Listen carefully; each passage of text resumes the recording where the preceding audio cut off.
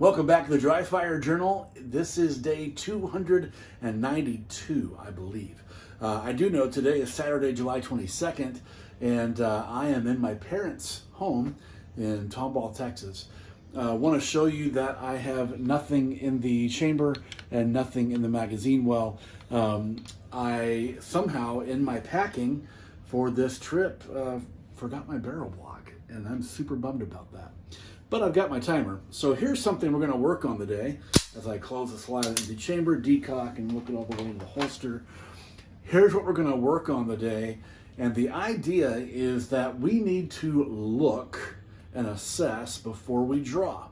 I learned this painfully in a class that I took where I was turned around and the target was over here. And as soon as I heard this, I drew my gun and started to turn. And I didn't know what was around me. I didn't know who was around me.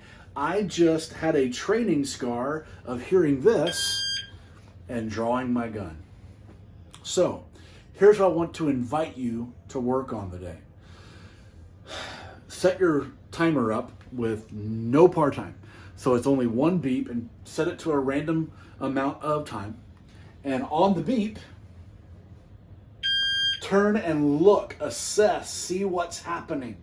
Look, turn, draw, press.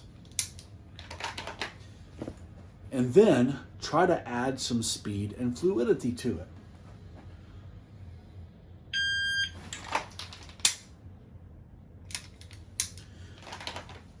Try it again.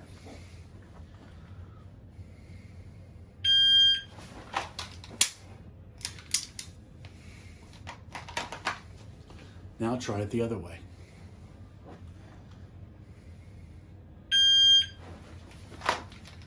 Now that one's harder for me. You may find that turning in a specific direction is a little bit easier for you. But here's what I want to break out of. I want to break out of hearing this sound and immediately going for it. With how already being facing the target, already knowing what the target is. Sorry for the break in the action. Had to do a quick thing.